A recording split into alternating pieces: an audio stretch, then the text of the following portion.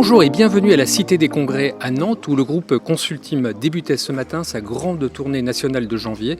On retrouve tout de suite Benjamin Nicaise pour nous en parler. Écoutez, on a réuni tous nos partenaires, comme on le fait tous les ans. C'était la première date, il y en aura 6 au total. On était accompagné par Philippe de Sertine, économiste français bien connu. Je crois qu'on avait à peu près 120-130 partenaires qui étaient présents. Ça a été très interactif, nos partenaires ont posé pas mal de questions. C'était également très intéressant parce qu'évidemment, on a beaucoup parlé d'immobilier, mais aussi beaucoup parlé de financier. Nous avions nos confrères de chez As Gestion qui étaient présents. Donc voilà, plutôt un succès pour cette première date et qui sera suivie de 5 autres.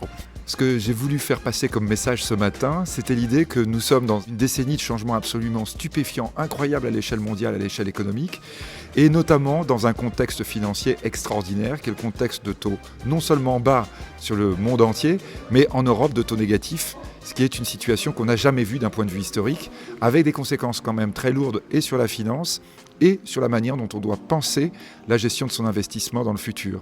Donc ce sont des interrogations, ce sont des représentations de cette tension du monde que nous essayons de représenter aujourd'hui pour faire réfléchir et surtout pour se positionner lorsqu'il s'agit de prendre de la décision d'investissement. Ce matin, c'était pour regarder si les taux d'intérêt vont rester durablement bas. Et à mon sens, ce qui est très important, c'est de regarder les niveaux d'inflation parce que c'est la clé des taux d'intérêt dans le futur. C'est vraiment d'anticiper sur les évolutions d'inflation.